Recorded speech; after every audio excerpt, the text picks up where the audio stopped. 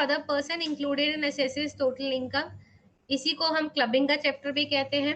सी rule क्या है, यहाँ पर हम ये 3-4 सेक्शन ही डिस्कस करने वाले हैं, यहाँ पर भी बहुत सारा सेक्शन का पार्ट नहीं है, बहुत आसान सा टॉपिक है, छोटा सा है, और इसमें भी क्वेश्चन आ ही जाता है आपको। आप कहें कि ऑब्जेक्टिव टाइप में भी आप ले सकते हैं, ट्रू फॉल्स में भी आ जाता है। बड़ा क्वेश्चन इस केस में बहुत ही रेयर केसेस में कुछ ही अटेम्प्ट्स में निकल के आया है इस पर्टिकुलर पार्ट से, और अगर आता है तो फिर वो पूरा फुल फ्लेज क्वेश्चन आएगा, वो भी अराउंड 8 मार्क्स का क्वेश्चन हो ही जाता है। Income from other person included in assessee's total income, यहाँ जनरल रूल इज दिस कि ट्रांसफर के ऊपर सारा डिस्कशन होगा। लेट मी, आप लोग ये अपना इंस्टीट्यूट का मॉड्यूल ओपन अप करके रखेंगे। I am on page number 337।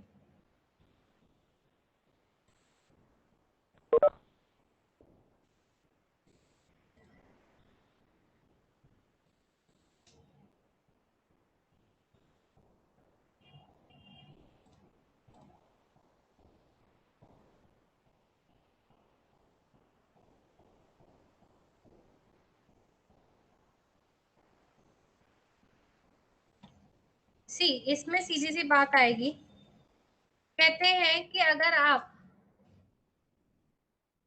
यहाँ situation is this, A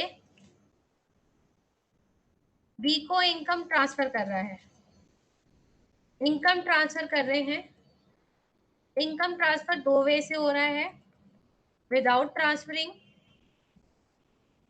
the asset जिससे वो इनकम जनरेट हो रहा है, और ट्रांसफरिंग ऑफ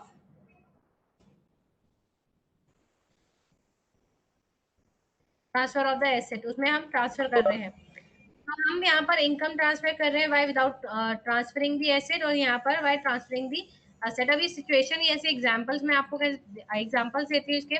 लेट्स से मैंने एक एफडी क्रिएट करा, मैंने बैंक को इंस्ट्रक्ट कर दिया जो एफडी का interest will transfer to my spouse account, या मेरे बच्चों के अकाउंट में जाए, या मेरी ग्रैंड मदर जो मेरे मदर इन लॉ हो गए उनके अकाउंट में चलाए, मेरे पेरेंट्स के अकाउंट में चला जाए। बैंक को मैं इंस्ट्रक्ट कर दिया कि मेरा इंटरेस्ट वाला पार्ट किस में जाए, किसी और दूसरे बैंक में चला जाए। ठीक। दूसरा केस इज दिस कि मैंने अपने फंड से उस पर्सन के नेम पे एफडी बना दी, और उस पर्सन के इंटरेस्ट जो भी इंटरेस्ट इनकम है उस पर्सन के नाम पे ट्रांसफर हो गई। एंड ये जो सेक्शन है, ये पर्टिकुलर जो चैप्टर है, it is basically a measure जिससे कि गवर्नमेंट ने, इनकम टैक्स डिपार्टमेंट ने टैक्स इवेजन को रोकने की कोशिश करी। Tax evasion in the sense कि मेरे पास ऑलरेडी, मैं लेट्स से 20% के ग्रुप में फॉल करती हूँ, 30% टैक्स के ग्रुप में फॉल करती हूँ, but I am transferring my income to someone else, जिससे कि मेरा स्लैब रेट रिड्यूस हो जाए और I can save the tax. अब मेरे पास पूरा स्लैब 30% का लग रहा है, मेरे पेरेंट्स हैं उनका स्लैब 10%, 5% की रेंज में भी नहीं आ रहा है, उनकी कोई इनकम ही नहीं है इसके अलावा। तो आई एम जस्ट मेकिंग कि जो फंड मेरे पास है, इंटरेस्ट का इनकम है, ये जो भी कोई XYZ सोर्स ऑफ इनकम है, उस पर मुझे टैक्स ना देना पड़े और उसमें मैं टैक्स की चोरी कर सकूं। तो this chapter is basically that measure, that preventive measure, कि जिससे ये टैक्स के जो इनकम ट्रांसफर करके टैक्स रिडक्शन की कोशिश करी जा रही है उसको रोका जा सके।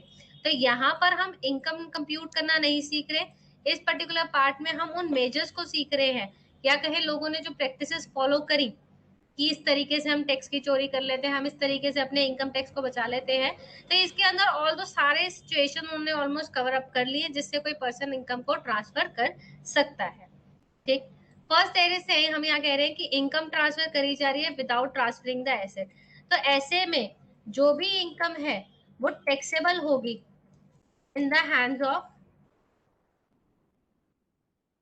Transferor.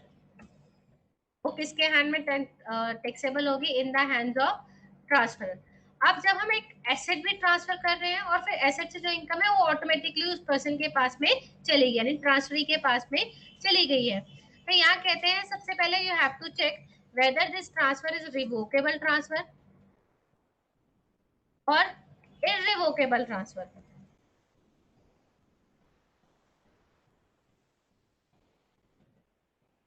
If it is revocable transfer, अगर ये रिवोकेबल ट्रांसफर है, रिवोकेबल ट्रांसफर का मतलब यहाँ पर ये कहा जाता है ऐसा ट्रांसफर जिसमें मैंने किसी को राइट दे दिया, अभी लेट्स से कि मैंने अपने पेरेंट्स को एक प्रॉपर्टी ट्रांसफर कर दी है।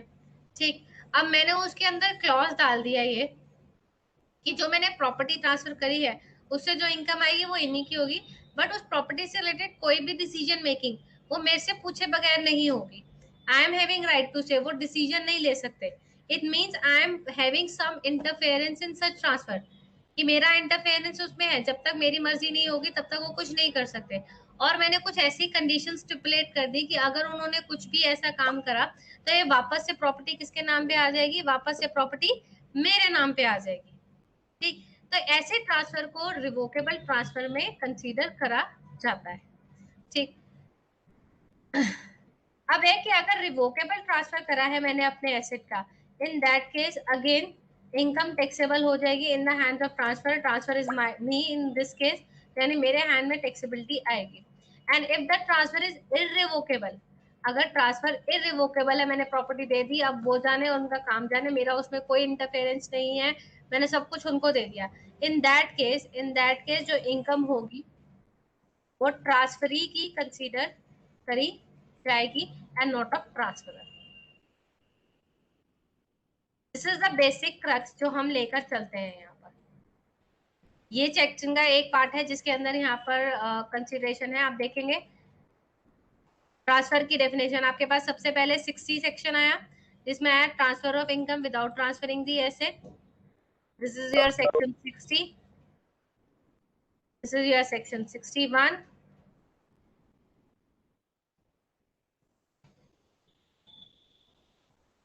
रिवोकेबल ट्रांसफर की डेफिनेशन आपको दी हुई है। एक बार डिस्कस कर लेते हैं, एक अटेम्प्ट में आपके रिवोकेबल ट्रांसफर की डेफिनेशन पूछी गई थी आपसे, what is the definition of revocable transfer, इसको एक्सप्लेन करें।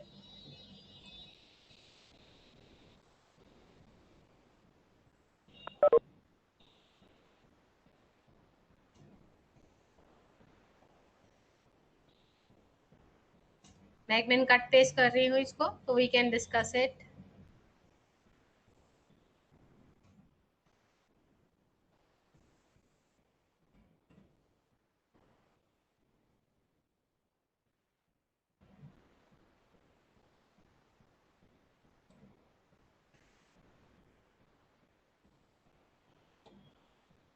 देखेंगे revocable transfer would be a transfer shall deem to be revocable if it contains if it contains if it contains any provision for retransfer directly or indirectly of any part or whole of the income or asset to the transferor, or if it in any way gives the transferor right to reassume power over any part or whole of the income or asset। तो यही दोनों बातें हमने करी, जहां पर रीट्रांसफर हो रही है या उसके पास वापस से पावर आ रही है, जब पावर ऑफ टर्निंग आपने दे दी है तो वापस में is getting the power, in that case उस ट्रांसफर को हम रिवोकेबल कहेंगे। और एक्सेप्शन आता है,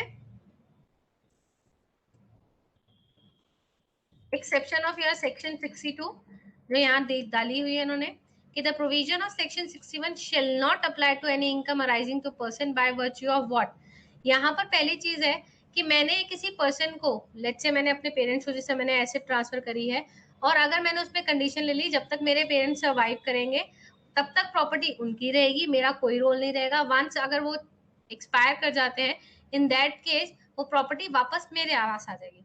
तो till the life time of that beneficiary property उनके पास रही है, तो इनकम उनकी कंसीडर करी जाएगी। Once I got the property back, जैसे ही मेरे पास प्रॉपर्टी बैक आ जाएगी उसके बाद में मेरी इनकम कंसीडर करी जाएगी। आपके से एक एग्जांपल लेती हूँ, एक मिस्टर जेड है, मिस्टर जेड की मदर को उन्होंने प्रॉपर्टी ट्रांसफर करी, उससे रेंटल इनकम आ रहा था उनके पास में, रेंटल इनकम आ रहा था लेट्स से 50,000 पर मंथ का। later on she got expired on let's say on 31st July, up to April to July income किसकी रहेगी, मिस्टर जेड के मदर की रहेगी। और आफ्टर दैट अगस्त से लेके मार्च तक की इनकम मिस्टर जेड की कंसीडर करी जाएगी। This would be the provision, ये लाइफ टाइम प्रोविजन का ये पार्ट है। सेम चीज अगर transfer which is revocable during the life time of the irrevocable during the life time of the venture, दोनों टाइप यही है कि जब तक उस पर्सन की लाइफ टाइम चल रही है तब तक हमें कोई दिक्कत नहीं है।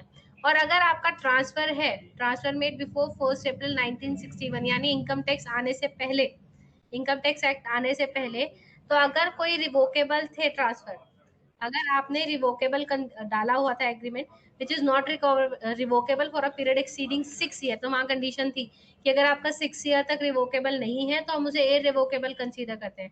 तो that would be the exception here, कि अगर आपका ट्रांसफर 1 अप्रैल 1961 से पहले का है तो एक्सेप्शन में फॉल करेगा, यानी हमारे पास इनकम उसकी जो ट्रांसफरर के हैंड में इनकम नहीं होगी, ट्रांसफरी के हैंड में ही इनकम आएगी।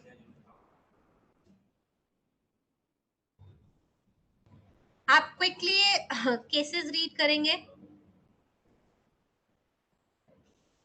I am giving 2 minutes time, illustration 1 है, जल्दी से रीड आउट करें so that I can move to main part, remuneration to spouse. I'm just sharing my screen जिस पे ये है।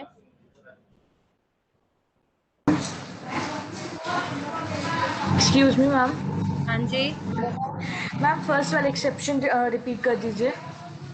First time exception is this कि आपने कोई ट्रस्ट क्रिएट करा है, ट्रस्ट में एसेट ट्रांसफर करा है for the benefit of a certain person, और till the time, life time, उस पर्सन की लाइफ टाइम तक, उस पर्सन की लाइफ टाइम तक प्रॉपर्टी ट्रस्ट के नाम पे रहेगी। आफ्टर दैट जब वो पर्सन नहीं रहेगा, वो सर्वाइव नहीं करता, उसके बाद प्रॉपर्टी इन बैक आ जाएगी, आपके पास दोबारा आ जाएगी।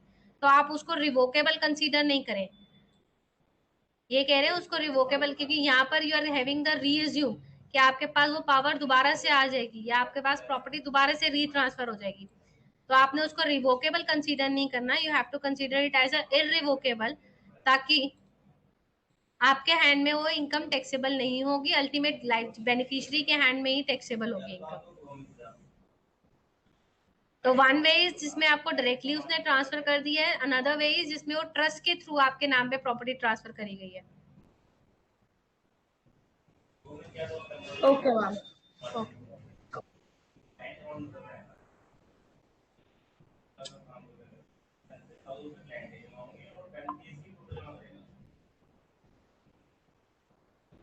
just quickly read out this.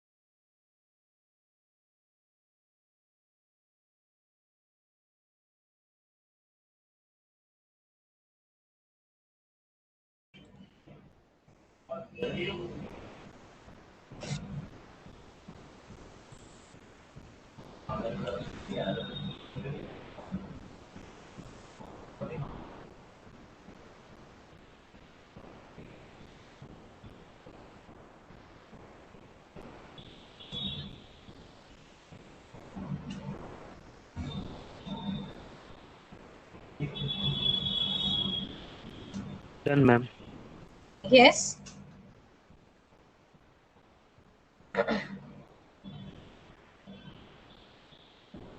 Okay, fine. It is done now. I am moving to next part. जो इसमें मेन डिटेलिंग वाला पार्ट है, जिसपे हमारा मेन फोकस रहेगा, स्पाउस से रिलेटेड पार्ट। कि जनरली जो लोग इस तरीके से टैक्स स्क्रब करने की कोशिश कर रहे हैं, they want to reduce their tax, उसके लिए सबसे बेस्ट वे आउट उनको लगता है अपने पार्टनर का। ठीक है, तो यहाँ पर जो हमारा टॉपिक मेन रहेगा, अब जितनी डिस्कशन होगी स्पाउस से रिलेटेड होगी, या फिर एक माइनर चाइल्ड का हमने पार्ट करना है, या एचयूएफ का पार्ट करना है। रेस्ट अब सारा जो जनरल पॉइंट था, general point is discuss now. अब चलते हैं नेक्स्ट पार्ट पे, जहां स्पाउस और इंडिविजुअल के बीच में ट्रांजेक्शन हो रही है।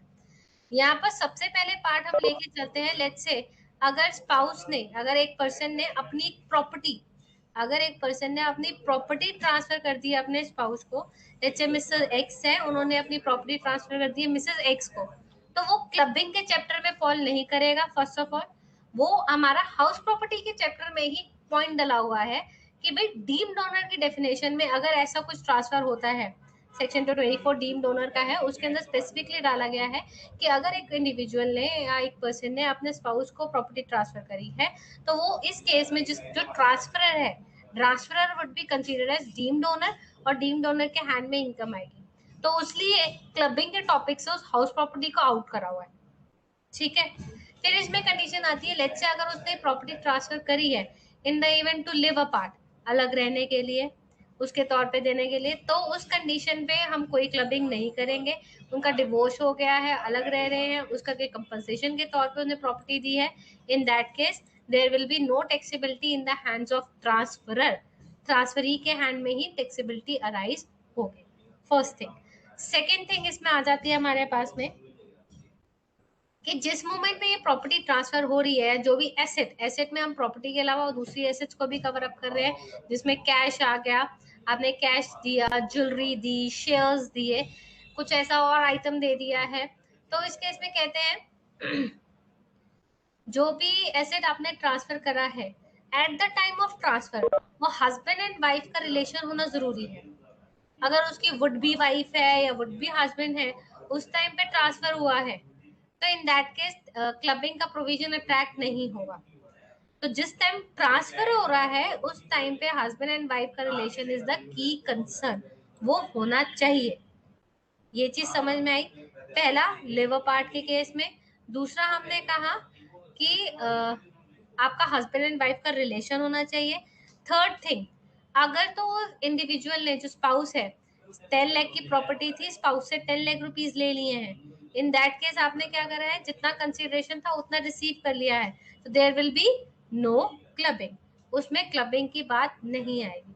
बट हाँ, अगर 10 लाख की प्रॉपर्टी थी, 10 लाख की प्रॉपर्टी थी, 10 लाख की प्रॉपर्टी के बदले में स्पाउस से मैंने सिर्फ 6 लाख लिए, यानी I have receive 60% part only, मैंने सिर्फ 60% पार्ट रिसीव करा है, 40% रिसीव नहीं करा है। इन दैट केस 60% के लिए तो ओनर स्पाउस रहेगा, और 40% की जो इनकम होगी, अगर लेट्स से इस प्रॉपर्टी से कुछ एसेट से कोई इनकम होती है, 60% would be the income of जो स्पाउस है उसकी, दैट 40% इनकम जिसकी प्रॉपर्टी थी, यानी ट्रांसफर की 40% इनकम कंसीडर करी जाएगी। तो इन एडुकेट कंसिडरेशन में कीप इन योर माइंड कि वो प्रोपोर्शनेटली आप इनकम को देंगे। ठीक, और क्लबिंग तब भी अट्रैक्ट होगी अगर आपका एसेट का फॉर्म भी चेंज हो जाता है। लेट्स से मिस्टर ए ने मिसेस ए को ज्वेलरी दी, मिसेस ए ने ज्वेलरी सेल आउट कर दी, मिसेस ए ने ज्वेलरी सेल आउट कर दी, और सेल करके उनसे किसी कंपनी के शेयर्स परचेज कर लिए। ठीक, अब जो शेयर से इनकम आएगी, जो शेयर से भी इनकम आएगी, वो किसके हैंड में टैक्सेबल होगी, मिस्टर ए के हैंड में ही होगी, चाहे फॉर्म मेंटेन रहे या ना रहे, इट इज हार्डली मैटर्स, उससे कोई फर्क नहीं पड़ता है। आपके हैंड में जो ट्रांसफर है उसके हैंड में टैक्सेबिलिटी आएगी ही आएगी। दूसरी part is accretion of asset, एक टर्म आता है accretion of asset. Let's say कि मिस्टर ए ने मिसेस ए को ये शेयर्स वाला पार्ट दिया, इन्होंने, इनको डिविडेंड इनकम मिल रही है, यहाँ से कोई और सॉर्ट ऑफ इनकम आ रही है। ठीक, इन दैट केस जो इनकम अब आ रही है, जो भी ये डिविडेंड की इनकम आई, ये तो हमने कहा ट्रांसफर के हैंड में टैक्सेबल कर दो। ठीक, अब इस इनकम से उन्होंने एफडी बना ली, एफडी बना के इंटरेस्ट आ रहा है, तो जो ये इंटरेस्ट अब आ रहा है, that will be the income जो मिसेस ए की इनकम कंसीडर करी जाएगी। लुक इट लाइक दिस, यहाँ पर दिखाती हूँ। मिस्टर ए ने लेट्स से मिसेस ए को शेयर्स दिए, शेयर से आई डिविडेंड इनकम, ठीक है। इस डिविडेंड इनकम को इन्होंने एफडी में करवा लिया, फिक्स डिपॉजिट करवा लिया। इस जो फिक्स डिपॉजिट से इंटरेस्ट इनकम आई, जो इस फिक्स डिपॉजिट से इंटरेस्ट इनकम आई, तो ये कहते हैं डिविडेंड इनकम तो मानी जाएगी मिस्टर ए की और इंटरेस्ट इनकम मानी जाएगी मिसेज ए की। This is your accretion of income. Is this part is clear? Accretion of income term clear कि नहीं है?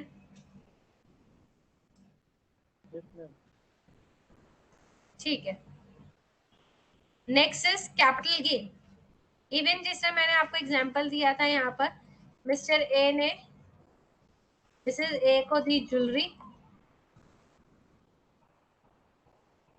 अब ज्वेलरी सेल आउट करने पे यहाँ पर इन्होंने ज्वेलरी सेल आउट करी और उससे जो कंसिडरेशन आई उससे शेयर्स परचेज करे।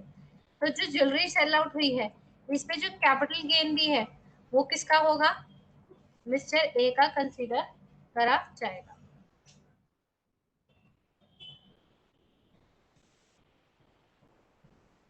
Is it clear?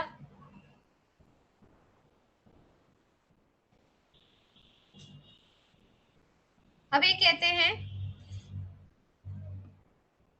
ये मिस्टर ए मिसेज ए की ट्रांजैक्शन हुई थी।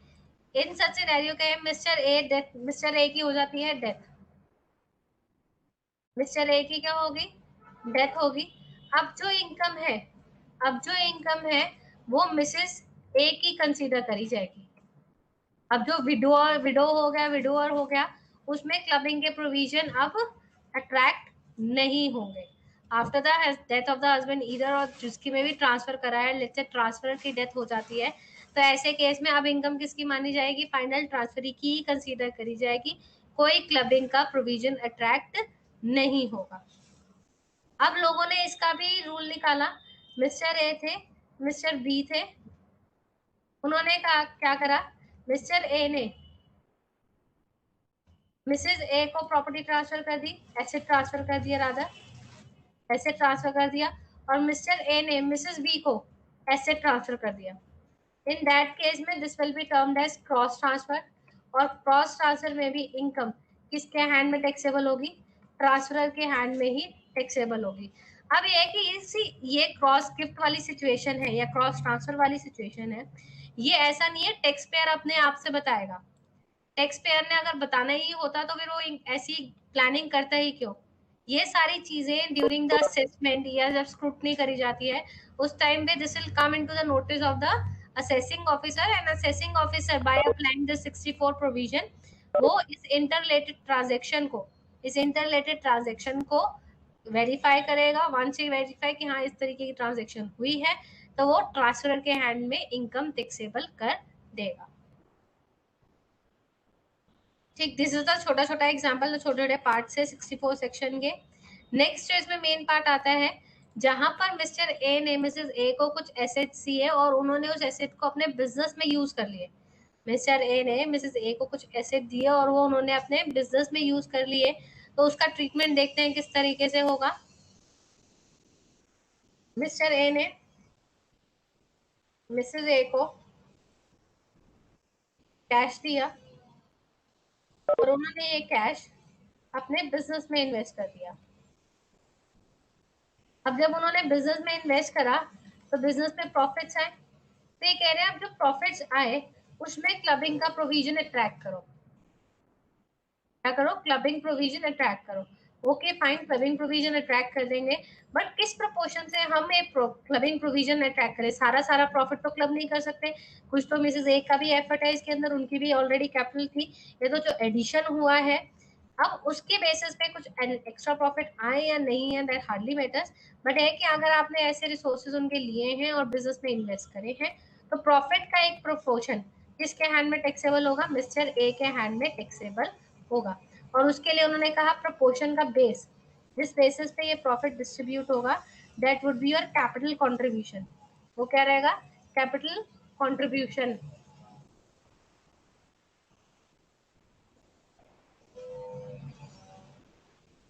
मिस्टर ए वाली जो कैपिटल इंट्रोड्यूस करी है वो डिवाइड बाय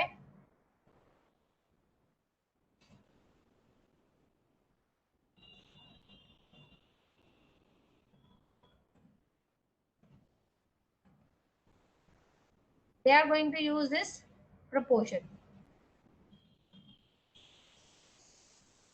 ये proportion लेकर हम चलेंगे. जो जनरली हमारी proportion रहेगा यहाँ पर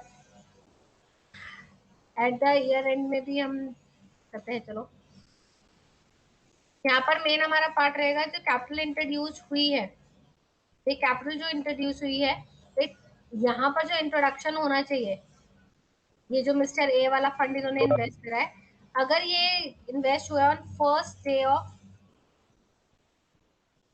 द प्रीवियस ईयर, तब तो क्लबिंग अट्रैक्ट करेगी, अदरवाइज क्लबिंग अट्रैक्ट नहीं करेगी. लेट्स से इन्होंने ये फंड दिया 15 जून को, ये फंड दिया 15 जून 19 को, और उन्होंने सेम डे बिजनेस में इन्वेस्ट कर दिया. तो एज ऑन 1 अप्रैल 2019 क्या ये फंड इसके अंदर इंक्लूडेड था? Answer is no. No. In that case there will be no clubbing. But हम नेक्स्ट ईयर देखें ऑन 1 अप्रैल 2020. नाउ अब ये जो कैश इंट्रोड्यूस उन्होंने करा, जो कैपिटल इंट्रोड्यूस करी, now that is the part of जो ओपनिंग कैपिटल का पार्ट है. तो यहाँ पर इट इज यस कि वो first day of previous year में है. तो in that case clubbing provision attract होगा. इज इट क्लियर कि अगर मिड ऑफ द ईयर में या किसी भी टाइम पे अगर फर्स्ट को है पैसा, फाइन, क्लबिंग करो. अगर फर्स्ट को नहीं है, इवन उन्होंने सेकंड को भी डाला है या थर्ड को भी डाला है, तो उस केस में भी आंसर वुड बी नो और there will be no clubbing. और नेक्स्ट ईयर ऑनवर्ड्स क्लबिंग के प्रोविजन अट्रैक्ट होंगे. इसके ऊपर एक क्वेश्चन करते हैं तो will get a better idea of it. आपके इंस्टीट्यूट के मॉड्यूल में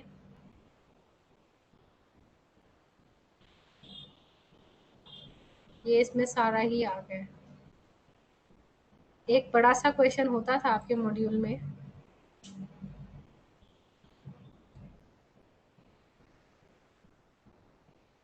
लेट्स से इस क्वेश्चन का थर्ड पार्ट करते हैं.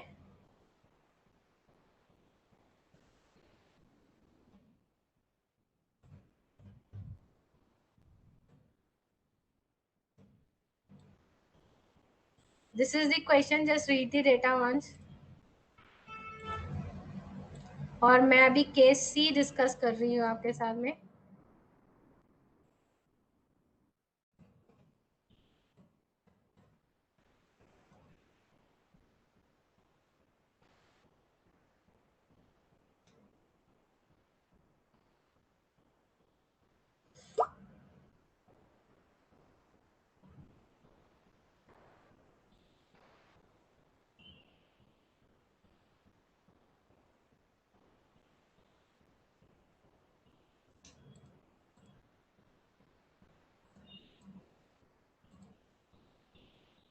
पहले आपके इंस्टीट्यूट के मॉड्यूल में एक क्वेश्चन होता था जो कि अब मिसिंग है, माइट है, हटा दिया उन्होंने.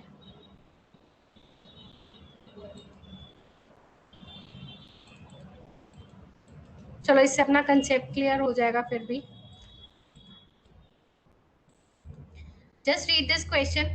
मिस्टर एक्स ने गिफ्ट करे 10,000 share of non domestic company. Non domestic company means आपकी फॉरेन कंपनी होगी. Worth ₹6 lakh acquired on 15th March 2020 to Mrs. X out of his natural love and affection as on 15th April 2020. अब देखो सबसे पहला part हम ये पढ़ते हैं कि इसने क्या गिफ्ट करे हैं? शेयर्स गिफ्ट करे हैं. क्या गिफ्ट करे हैं? Shares and securities. ये हमने जो गिफ्ट का टॉपिक पढ़ा है उसमें मूवेबल प्रॉपर्टी में सिक्योरिटीज आता था, बट उसमें हमने एक्सेप्शन पढ़ी थी कि इसको हम टैक्सेबल नहीं करेंगे क्योंकि it is from the relative से आपके गिफ्ट मिला है. ठीक, तो ये गिफ्ट के एम्बिट से बाहर आ गया, इनकम फ्रॉम अदर सोर्सेज में, बट उसको कहाँ पे पकड़ लिया? क्लबिंग के प्रोविजंस में कैप्चर कर लिया है. तो यहाँ कहते हैं mister x gifted 1,000 share non domestic company के वर्थ ₹6 lakhs. तो मिसेज एक्स इस तरीके से 15 अप्रैल 2020 को दिया है. On 31st January 21, Mrs. X received dividend 60,000 on such shares in India. On 1st February 2021, Mrs. X sold such shares of for ₹10 lakh and received consideration in India. Show the tax treatment if on 1st February 2021 Mrs. X invested 10,60,000 in a newly started proprietorship business and contributed capital profit acquired for the year is 42,400. अब यहाँ पर एक चीज ध्यान रखेंगे, इसमें term लिखी है newly started proprietary. Newly started proprietary का प्रीवियस ईयर कब से शुरू होता है? प्रीवियस ईयर की डेफिनेशन अगर आप लोगों ने पढ़ी है तो प्रीवियस ईयर की डेफिनेशन जो सेक्शन 3 कहता है, उन्होंने सबसे पहले डाला हुआ है कि हमारा प्रीवियस ईयर हमेशा 1 अप्रैल से स्टार्ट होगा, 1 अप्रैल से स्टार्ट होगा। इफ यू इन बिटवीन, अगर आपने इन बिटवीन अपना बिजनेस स्टार्ट करा है तो in that case previous year आपका कब से स्टार्ट होगा? जिस दिन आपने बिजनेस स्टार्ट करा है उस दिन से आपका प्रीवियस ईयर स्टार्ट होगा। तो there is a catch here, यहाँ पर एक कैच है, उसका प्रोविजन से लिंकअप करके देखेंगे कि यहाँ पर हम क्यों डिस्ट्रीब्यूशन करेंगे। तो अब यहाँ पर क्लबिंग प्रोविजन अट्रैक्ट होने चाहिए कि नहीं होने चाहिए, पहले तो मुझे इस चीज का आंसर दे। मैंने लिखा था first day of previous year, जो जनरल केस में इट इज 1 अप्रैल, ठीक। एज ये नया बिजनेस इसने एग्जिस्ट करा है तो ऐसे केस में प्रीवियस ईयर की डेफिनेशन क्या हो जाती है? From the date he started the business, ठीक है। तो we are going to apply clubbing provision here. तो डोंट गेट कंफ्यूज कि 1 अप्रैल से नहीं है तो हमने नहीं करना है। Is it clear? Yes ma'am. Okay, अब इनकी टैक्सेबिलिटी देखते हैं। मिस्टर एक्स ने ट्रांसफर करा था तो मिस्टर एक्स के हैंड में कितना पैसा ट्रांसफर टैक्सेबल होगा और मिसेस एक्स के हैंड में कितना होगा? मिस्टर एक्स में डिविडेंड जो है, डिविडेंड हमने बोला किसका माना जाएगा? ट्रांसफरर का माना जाएगा। किसका माना जाएगा? ट्रांसफरर का माना जाएगा। कैपिटल गेन, कैपिटल गेन जो आया इन शेयर्स में, या आपके जो शेयर्स हैं शॉर्ट टर्म गेन है या लॉन्ग टर्म गेन है? यहाँ पर शॉर्ट टर्म कैपिटल गेन माना जाएगा, लॉन्ग टर्म कैपिटल गेन माना जाएगा।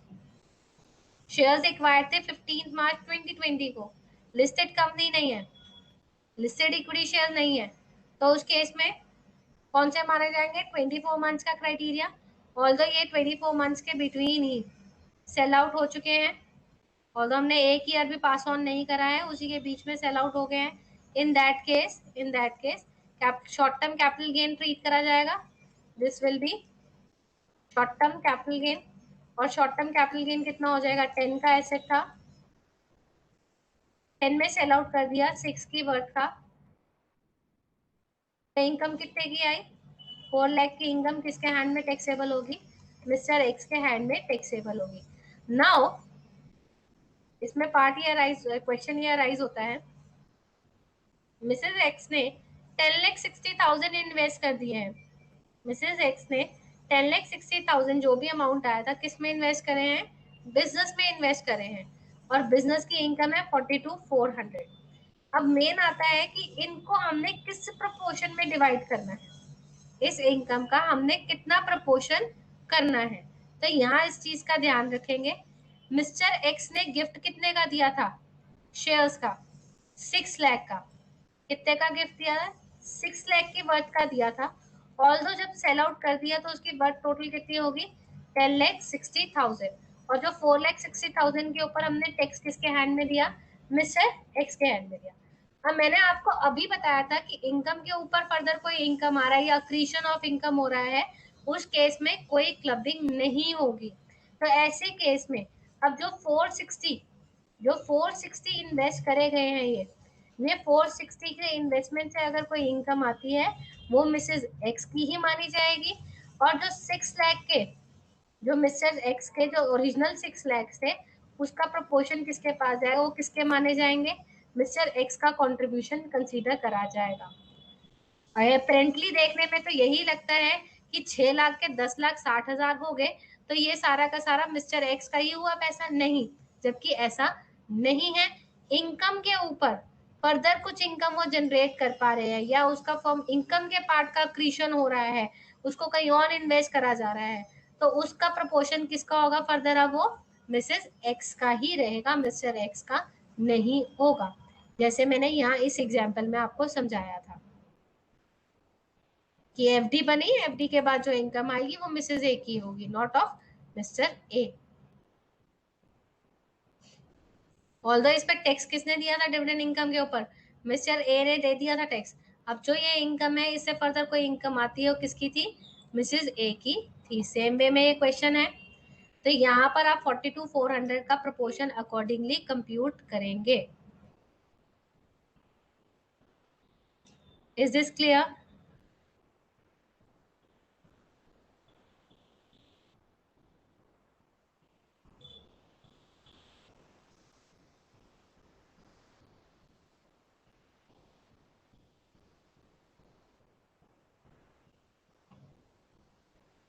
ये पार्ट क्लियर है कि नहीं? किसी को कोई कंफ्यूजन है तो बताएं।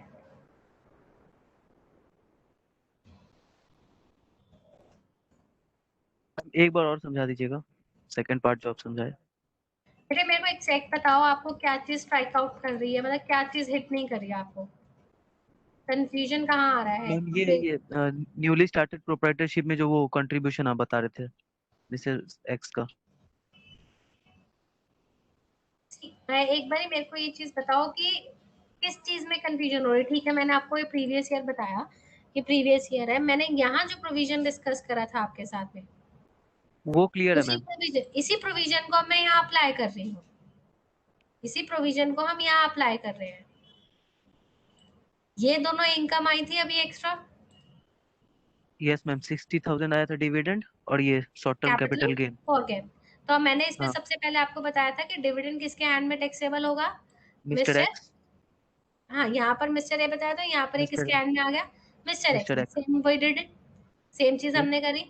फिर यस मैंने मैम। आपको यहाँ बताया था नेक्स्ट पार्ट में कि उसको मैंने एफडी बना दिया। मिसेज ए ने अगर उसका एफडी बना दिया, और हम्म। एफडी से अगर वो इनकम आती है, किसकी मानी जाएगी? मिसेज मिसेस की ए मानी की जाएगी। मानेगी।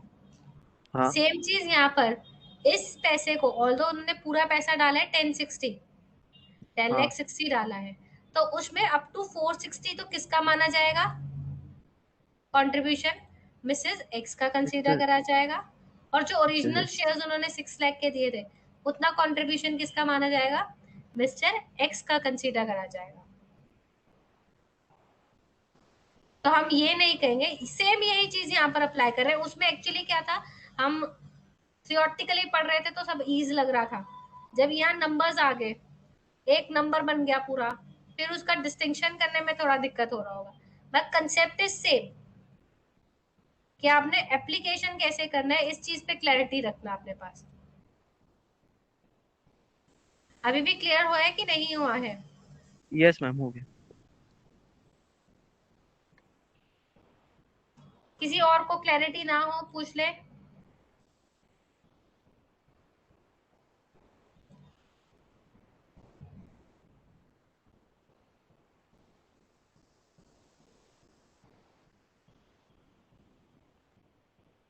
किसी बच्चे को इस पे पूछना हो कि किस तरीके से प्रपोर्शन निकला है ये।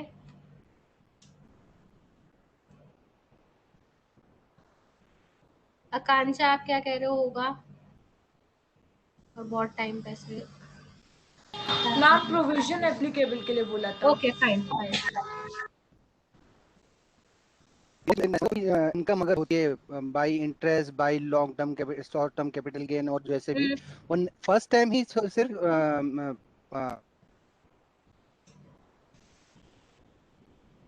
सी I am not getting your query, please repeat. वो वेम ट्रांसफर ही के नाम पे होगा, करेक्ट? इनकम में सी काउंट आई होगा। Didn't get you, please repeat your thing जो आप बता रहे हैं, एक बार रिपीट मैडम करिए। जैसे 4,60,000 मिस्टर एक्स के हेड हैंड पे इनकम टैक्सेबल हुआ था करेक्ट। First time. हाँ, see this is the same year in which we are doing the transaction, in the same year we are having this thing। तो Mrs x के नाम पे ही count होगा, correct ना? Correct. मतलब कोई भी गेन। कोई भी गेन होगा that will be taxable in the hands of Mr. X only। और यहाँ पर जिस प्रॉफिट का भी डिस्ट्रीब्यूशन का एक पार्ट आएगा, प्रॉफिट जो भी मैंने कैपिटल करा है,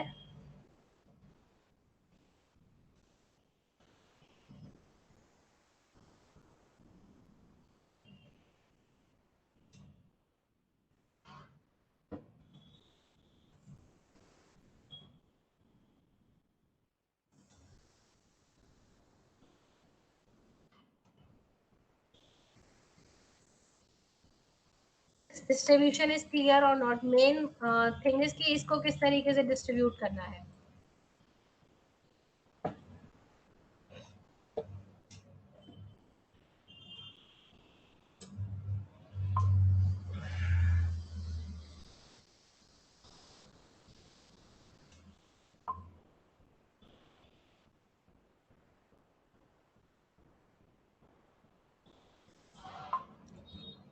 यस मैम, अब एकदम क्लियर हो गया, समझ गया मैम. डन. ओके. तो सारा जो हम एक्सरसाइज करा, we have done this exercise. जो भी ये डिस्टिंक्शन किया, ये क्लासिफिकेशन करा फॉर दिस प्रॉफिट की, इस प्रॉफिट का कितना पार्ट एक्स में जाएगा और मिसेस एक्स में जाएगा. For that only. Okay. Next ये मैंने आपको प्रोप्राइटरी का कंसर्न का समझाया, प्रोप्राइटरशिप में किस तरीके से डिस्ट्रीब्यूशन होगा. अब सेम चीज आ जाती है यहाँ पर पार्टनरशिप में. यहाँ तो प्रोप्राइटरशिप में पैसे इन्वेस्ट करे थे और पार्टनरशिप में अगर पैसे इन्वेस्ट करते हैं तो उस केस में just keep in mind, partnership से एक तो सैलरी मिलती है, एक मिलता है प्रॉफिट, और एक ये will get interest on capital. तो जो सैलरी है वो उसके वर्क के ऊपर डिपेंड करेगी, उसकी वर्किंग के ऊपर डिपेंड करेगी. प्रॉफिट को कहें तो ये तो एग्जाम्प्ट इनकम ही रहता है बेसिकली. यहाँ पर जो बेसिक डिस्ट्रीब्यूशन होगा वो किस पे डिपेंड करेगा, हमारे इंटरेस्ट के ऊपर, कि जो कैपिटल से डायरेक्टली लिंकअप है, किससे लिंकअप है, कैपिटल से डायरेक्टली लिंकअप है, उस कैपिटल के इस पे यहाँ पर डिस्ट्रीब्यूशन करा जाएगा. अब जो इनकम है, this is going to be distribute among the mister A और मिसेज ए. इसी के ऊपर इसी क्वेश्चन का पार्ट भी आपके पास में है, जिसमें इन्होंने बोला है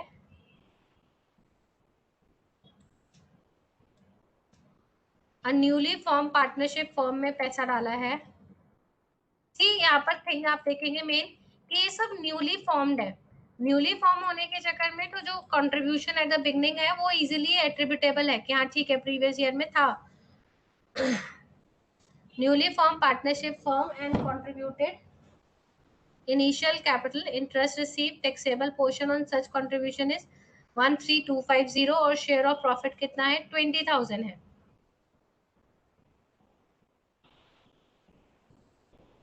तो यहाँ पर अब हमने डिस्ट्रीब्यूशन किसका करना है, 13250 को करना है.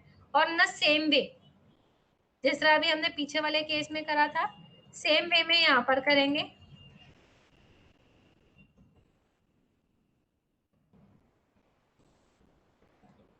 हाँ, इनकम वुड बी 13250.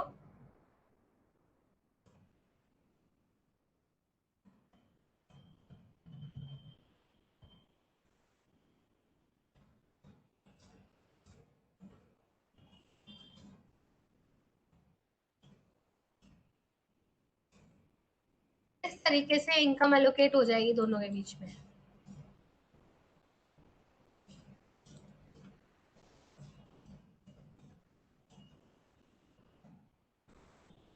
ये बेसिक रूल क्लियर हुआ कि नहीं, सिर्फ फंडा एक ही है.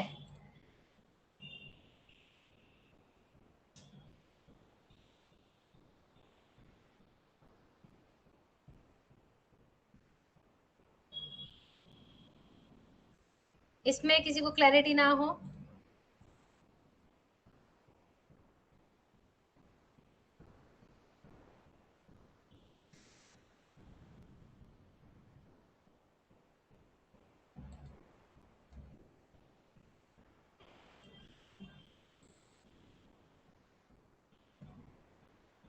नेक्स्ट पार्ट पे चले इसी के. इसका फर्स्ट पार्ट देखोगे, फर्स्ट पार्ट में क्या से कि उन्हें हाउस प्रॉपर्टी एक्वायर करी है.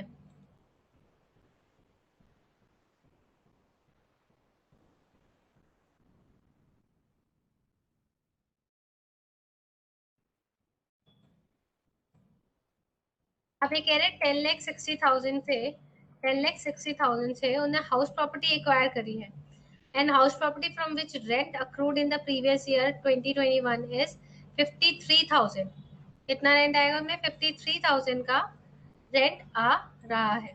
तो जब रेंट, यहाँ पर एक चीज ध्यान रखें, रेंट इज ऑफ 53,000 इन्होंने income under that house property नहीं दी है, तो सबसे पहले you will apply the standard deduction.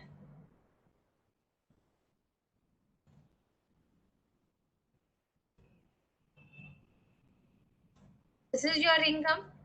अब इस इनकम को आप डिस्ट्रीब्यूट करोगे ऑन द सेम प्रपोर्शन जो अभी हमने बनाया।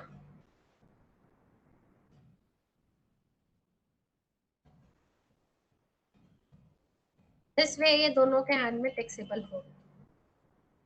Is it clear? ये हर केस में ध्यान रखना, अगर रेंट टर्म यूज हो रही है तो it is before standard deduction. आपने जीएवी कंसीडर करके इस पे स्टैंडर्ड डिडक्शन देना है। म्यूनिसिपल टैक्स की अगर इन्फॉर्मेशन है वो भी माइनस करोगे और उसके बाद स्टैंडर्ड डिडक्शन देके you will get the taxable house property value.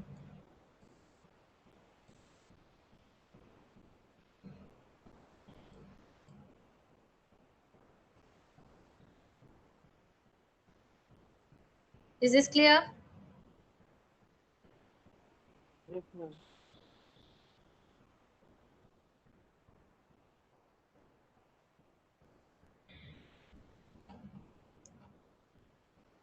अब जो एक और इसमें कंसर्न आता है, एक और पार्ट आता है आपस में सैलरी ट्रांसफर करने वाला।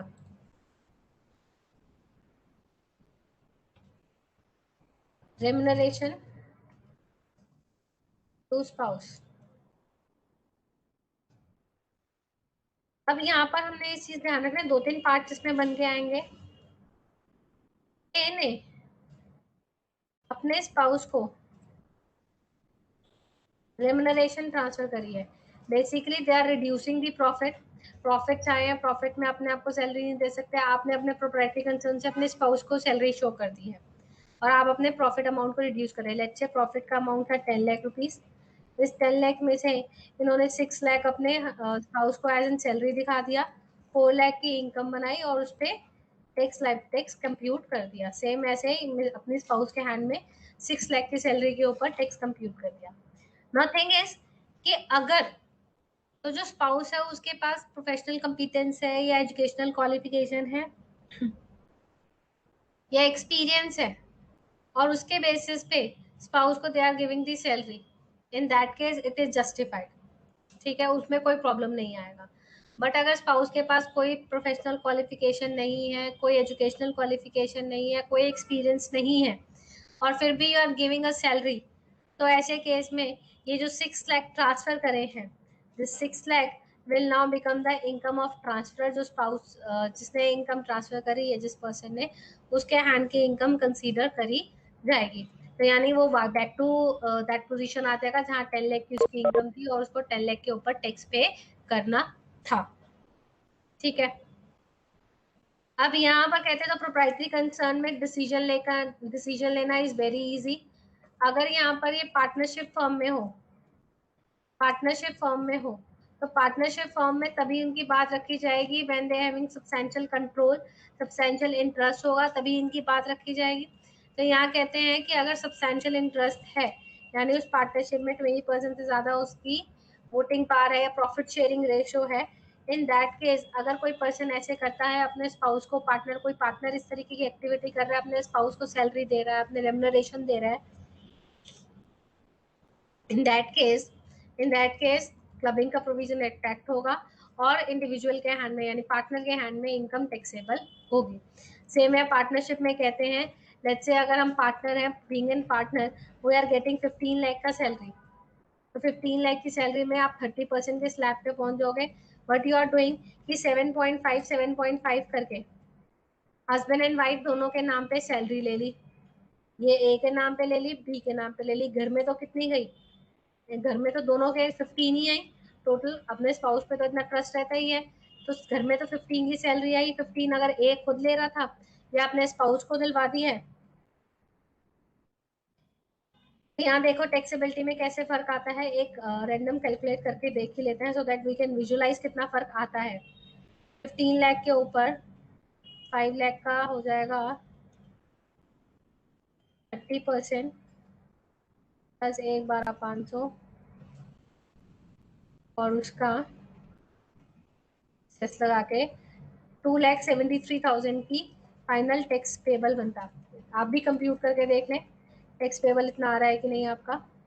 और अगर मैं इंडिविजुअल दोनों के हिसाब से करूँ यहाँ पर, तो 7.5 के ऊपर 2.5 पे 20% प्लस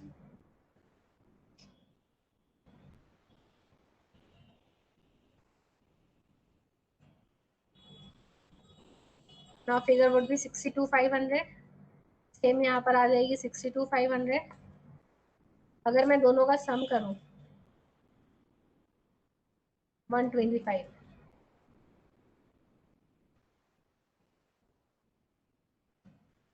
टेस्ट भी लगा दिया, तो आप देखेंगे there is a straight saving. Straight saving कितनी है? 1,43,000 की सेविंग है। और अभी तो हमने यहाँ पर वो डिडक्शन का बेनिफिट नहीं लिया कि 1,50,000 का यहाँ पर भी अगर बेनिफिट ले लेते तो कितना इम्पैक्ट पड़ता। इट इज लाइक यहाँ पे सेविंग हो रही है आपके हैंड में, और यू आर जस्ट इस सेविंग के चक्कर में you are doing this activity.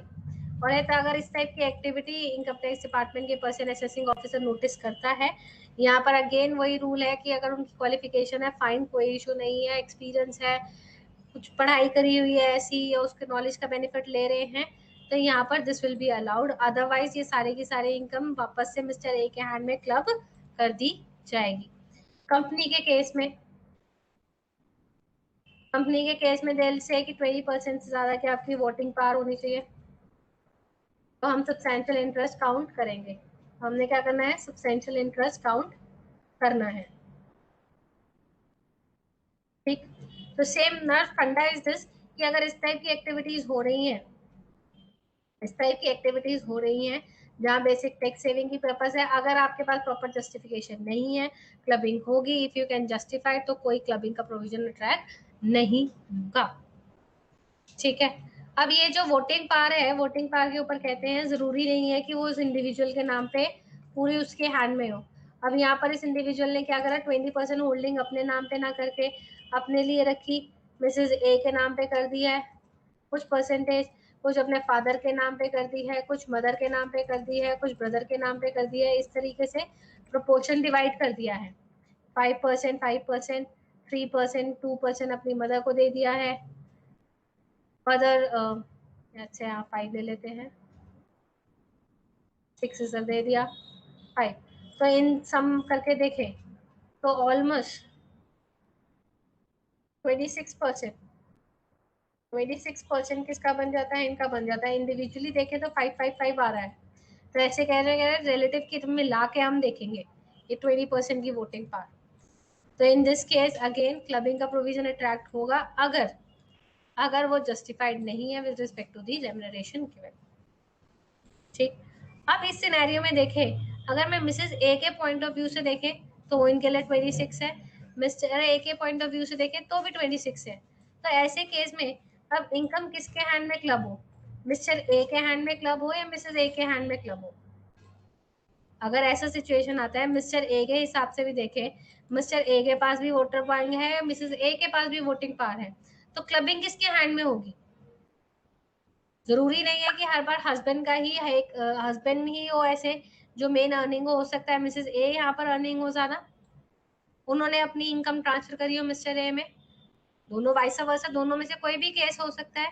In that case इन्होंने रूल ये बनाया है, रूल इज कि इस इनकम के अलावा, अच्छा इस इनकम को छोड़ दो, इसके अलावा इनके पास हाउस प्रॉपर्टी की इनकम है 3 लाख रुपीज की, इनके पास कुछ नहीं है, अदर सोर्सेज की इनकम है लेट्स से 2 लाख रुपीज की, तो आपने यहाँ मैच करना है कि अदर इनकम किसकी ज्यादा है। अदर इनकम किसकी ज्यादा हुई? हाउस प्रॉपर्टी और अदर सोर्सेज की मिला के मिसेस ए की ज्यादा हुई। तो ऐसे केस में अब ये 7.5 लाख किसके हैंड में क्लब होंगे? मिसेस ए के हैंड में क्लब करे जाएंगे, ना कि मिस्टर ए के। तो situation can be in both way, दोनों तरीके से हो सकती है। इसके ऊपर हम इलस्ट्रेशन करते हैं तो उसे बेटर क्लैरिटी आ जाएगी प्रोविजन में क्या बात करी जा रही है।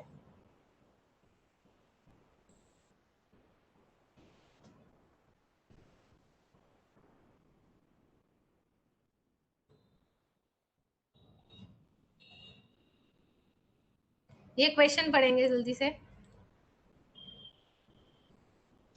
अब यहाँ क्या है, दोनों है वर्किंग और दोनों के पास ही कोई टेक्निकल और प्रोफेशनल क्वालिफिकेशन नहीं है।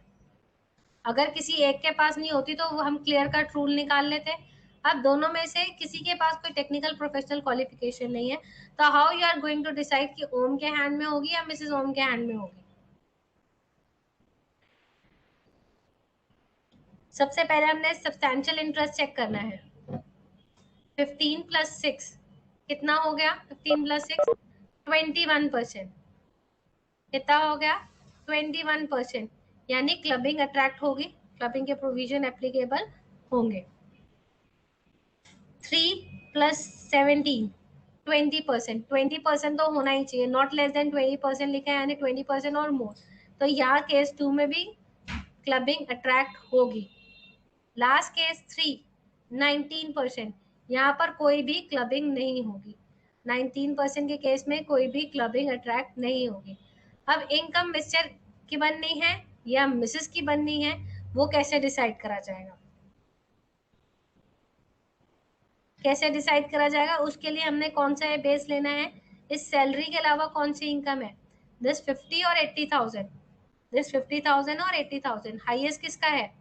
80,000 हाईएस्ट है। हाईएस्ट कौन सा है? ये वाला हाईएस्ट है। 80,000 हाईएस्ट है, यानी फर्स्ट और सेकंड केस में इनकम 2,20,000 की किसके हैंड में जाएगी? मिसेस ओम के हैंड में जाएगी। हमने सैलरी पे फोकस ही नहीं करना है, हमने उसके अलावा जो दूसरी इनकम है उस पर फोकस करना है। तो अगर उसने मिस्टर ओम ने ज्यादा भी ली है तब भी इट इज अ मटेरियल, हमने किसके हैंड में क्लब कर देना है? मिसेस ओम के हैंड में इस इनकम को एड ऑन कर देना है। तो मिसेस ओम की इनकम होगी 70,000, 220 सैलरी की, सेम हेड में ही होगी, हेड डिफरेंट नहीं होगा। 220 70 इनकम मिसेस ओम के हैंड में आएगा, 290 as a salary. Other income में 80,000, मिस्टर ओम की other income 50,000। First second case में क्लबिंग होगी, थर्ड केस में कोई क्लबिंग नहीं होगी। Is it clear?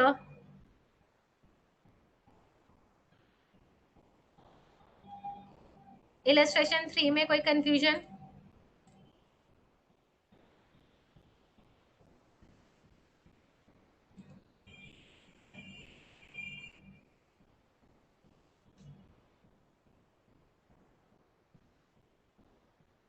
Quickly illustration 4 पढ़ लें अपने आप से, जल्दी से illustration नंबर 4 पढ़ेंगे।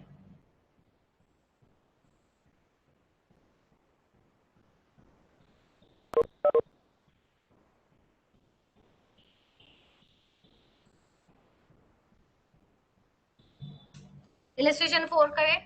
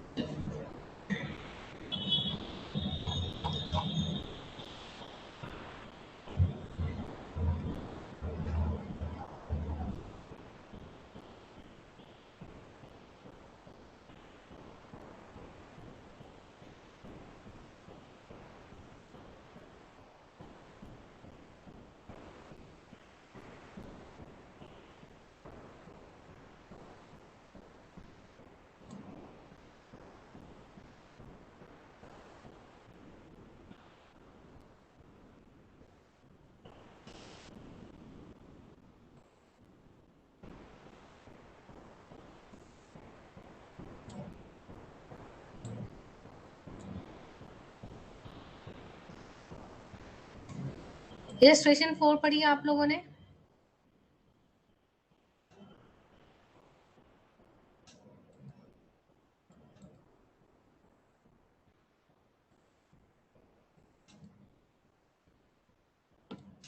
इलस्ट्रेशन 4 हो जाए तो just let me know by chat पे हम मैसेज डाल दें।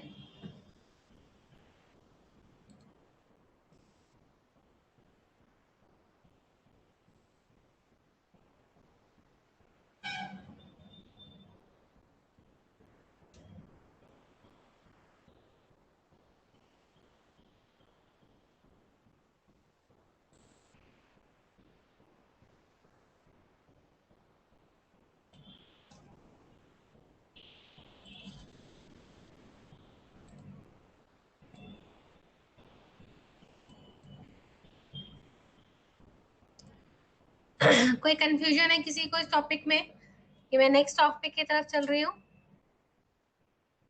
जस्ट लेट मी नो अगर कोई इशू है तो।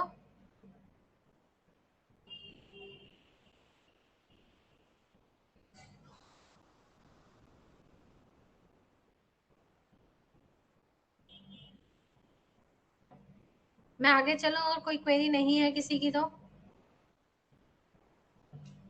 Yes ma'am, clear. चले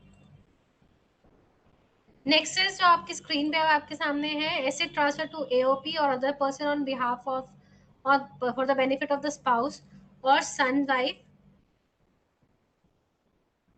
ट्रांसफर टू सन वाइफ और ट्रांसफर टू एओपी और other person for the benefit of son's wife. तो इन तीनों केसेस में ये लिखा है कि in the hands of taxability, वापस में जो भी इनकम आ रहा होगा उस एसेट से वो किसके हैंड में टैक्सेबल होगा? इन द हैंड्स ऑफ ट्रांसफर। अगर आपने एसेट ट्रांसफर डायरेक्टली स्पाउस को ना करके किसी और एओपी को दिया या किसी और पर्सन को दिया है और बोला है कि अल्टीमेटली बेनिफिट किसके पास जाएगा? स्पाउस के पास जाएगा। Even in that case clubbing would retract. और उसमें कहते हैं कि अगर अदरवाइज कि अगर आपने ट्रांसफर करा अपने सन्स की वाइफ को यानी बहू को भी ऐसे ट्रांसफर करा है, इवन इन दैट केस जो भी इनकम है वो किसके हैंड में आएगी? ट्रांसफर के हैंड में आएगी। वही कंडीशन है कि जिस टाइम पे ये ट्रांसफर हुआ होना चाहिए उस टाइम आपका रिलेशनशिप मेंटेन होना चाहिए। उसके बाद there must be a relationship, यानी वुड बी बहू को, होने वाली बहू को ट्रांसफर करा है तो there will be no clubbing. But हाँ, इफ देयर रिलेशनशिप एग्जिस्ट करता है आफ्टर मैरिज दिया है, इन दैट केस जो इनकम है वो किसके हैंड में जाएगी? ट्रांसफर के हैंड में जाएगी। सेकेंड थिंग हमने ध्यान रखनी है, अब तक हम ये चीज पढ़ रहे थे कि at the time of transfer से रिलेशनशिप होना चाहिए, at the time of transfer he relationship होना चाहिए। जबकि सन की वाइफ में देखेंगे यहाँ पर दो चीजें लिखी हैं, ट्रांसफर के टाइम पे भी रिलेशनशिप होनी चाहिए एज वेल एज जब इनकम अक्रू हो रही है उस टाइम पे रिलेशनशिप होना चाहिए, उस टाइम पे भी रिलेशनशिप होना चाहिए। यानी डिवोर्स वाला सिचुएशन है, जैसे कि हमने बोला कि वाइफ के केस में, स्पाउस के केस में डिवोर्स के टाइम पे आपने ऐसे ट्रांसफर करा, there would be no clubbing. ऐसे ही सन की वाइफ के साथ में भी अगर आपने सन की वाइफ को ऐसे ट्रांसफर करा है, इनकम के टाइम पे रिलेशनशिप मेंटेन रहना चाहिए। अगर रिलेशनशिप नहीं है there will be no clubbing. Same चीज अगर आपने किसी एओपी और अदर पर्सन को ट्रांसफर करा है for the benefit of the son wife, again there will be transfer के हैंड में टैक्सेबिलिटी आएगी। नेक्स्ट जो मेन इंपॉर्टेंट नेक्स्ट पार्ट आता है माइनर चाइल्ड का। माइनर चाइल्ड की इनकम में बाकी सब तो चीजें ध्यान में रह जाती हैं, बट वो एग्जम्पशन का पार्ट नहीं ध्यान में रहता। जस्ट कीप इन माइंड कि इसमें एग्जम्पशन मिलेगी। माइनर चाइल्ड, जैसे कि हमने स्पाउस के बारे में बात करी कि आप स्पाउस को रेम्युनरेशन दे रहे हो, उसके पास क्वालिफिकेशन है, एक्सपीरियंस है, तो कोई क्लबिंग नहीं अराइज होगी। सेम चीज माइनर चाइल्ड के केस में भी है। अगर माइनर चाइल्ड ने कोई इनकम गेन करी है फ्रॉम इट्स इफेक्ट, उसके पर्सनल आपके उसके टैलेंट से या मैनुअल वर्क से या उसकी स्पेशलाइज नॉलेज से या स्पेशलाइज स्किल से, अगर उसने कोई इनकम गेन करी है, कोई भी इनकम अचीव करी है, उसमें कोई क्लबिंग नहीं होगी। वो माइनर चाइल्ड के हैंड में ही टैक्सेबिलिटी होगी। यहाँ पर उसके पेरेंट्स उसके रिटर्न फाइल करेंगे एज एन रिप्रेजेंटेटिव और उसकी इनकम को टैक्सेबल करा जाएगा। अपार्ट फ्रॉम दैट अब कोई और इनकम है, लेट्स से मैंने अपने बच्चों के नाम पे कुछ एफडी बना दी, उनकी इनकम आ गई, ऐसी सुकन्या अकाउंट ओपन अप करा दिया, उसमें जो इंटरेस्ट इनकम आई, तो मेरे माइनर चाइल्ड की इनकम नहीं, मेरे हैंड में क्लब की जाएगी। वो इनकम किसके हैंड में क्लब करी जाएगी? मेरे हैंड में, बीइंग एन पेरेंट मेरे हैंड में टैक्सेबल होगी। अब वो मेरे हैंड में होगी या उसके फादर के हैंड पे होगी, डिपेंड किस पे करेगा, हम दोनों में से इनकम किसकी ज्यादा है। अगर फादर की इनकम ज्यादा है तो फादर के हैंड में इनकम टैक्सेबल होगी, अगर मदर की इनकम ज्यादा है तो मदर के हैंड में ये इनकम टैक्सेबल होगी। ठीक, तो हमने देखा कि यहाँ पर भी एक्सेप्शन दिया है, उसका टैलेंट है, मैनुअल वर्क है, उसकी स्किल्स है, उस केस में there will be no clubbing. और एक स्पेशल चीज इसमें और डाली गई, अगर उस बच्चे को कोई डिजीज है जो कि स्पेसिफाइड करी गई है अंडर सेक्शन 80U, अगर कोई डिजीज है जो स्पेसिफाइड करी है under section 80U, even in that case there will be no clubbing. Disability rather 80U के अंदर डिसेबिलिटी आती है आपकी, अगर वो डिसेबल है और उसकी कोई इनकम है, उसमें कोई क्लबिंग अट्रैक्ट नहीं करेगी। अगर यहाँ पर क्लबिंग होती भी है, जिस भी पेरेंट के हैंड में हो रही है, तो उस केस में 1500 की एग्जाम्पशन आपको मिलेगी, मैक्स टू मैक्स 1500 एग्जाम्प्ट होंगे। अगर 1000 की इनकम है 1000 एग्जाम्प्ट होंगे, 2000 की इनकम है तो 1500 एग्जाम्प्ट होंगे, 500 वुड बी टैक्सेबल। और यहाँ पर यह हर बच्चे के नाम की, अगर 10 बच्चे हैं तो 10 बच्चों की इनकम है तो 10 बच्चों की एग्जाम्पशन मिलेगी। 3 बच्चे हैं, 3 बच्चों की एग्जाम्पशन है, तीनों बच्चों की इनकम क्लब हो रही है, तीनों की एग्जाम्पशन आपको मिलेगी, वो भी मैक्स टू मैक्स कितनी, 1500 की मिलेगी।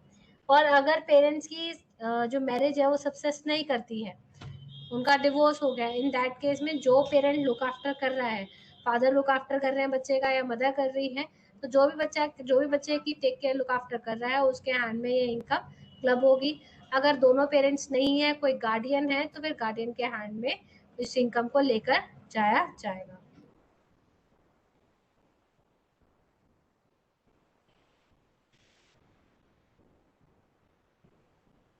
इवन यहाँ स्टेप चाइल्ड और आपके खुद के चाइल्ड में, अडॉप्टेड चाइल्ड में कोई फर्क नहीं रहेगा, दोनों के दोनों इसमें इंक्लूड करे जाते हैं माइनर चाइल्ड के अंदर में। और यहाँ पर इनकम ऑफ मैरिड डॉटर, अगर मैरिड डॉटर की कोई इनकम है, वो भी किसके, माइनर मैरिड डॉटर है, तो उसकी इनकम भी उसके पेरेंट्स के हैंड में ही क्लब करी जाएगी। बट हाँ, ये स्पेसिफिकली अगर प्रॉपर्टी की बात करें, अगर हाउस प्रॉपर्टी की बात करते हैं तो वहां पर मैरिड डॉटर को एक्सक्लूड करा गया है, बट इस पर्टिकुलर सेक्शन 64 के अंडर में इसको माइनर मैरिड डॉटर की इनकम को क्लब करने की बात कही गई है।